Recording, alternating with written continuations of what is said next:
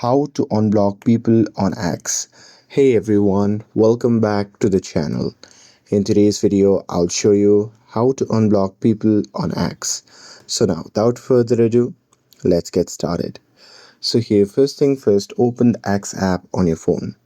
And now here, once you're inside the app, just tap on the profile icon shown in the top left corner of the screen.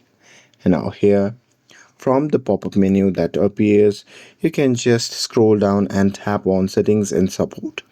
And now here, just under Settings and Support, just select Settings and Privacy option.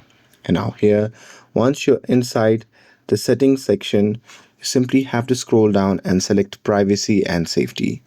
And now here in this section, simply scroll down and there you can see the option labeled as mute and block. So just select that option. And now here in this section, you'll see blocked accounts option. So just tap on it. And now here in this section, you'll see the list of all the peoples that you have blocked on X. Now here you can just find that particular people that you want to unblock. And now here, once you've found that, you can just tap on blocked button just beside the name. And now here, once you tap on it, a pop-up menu will appear.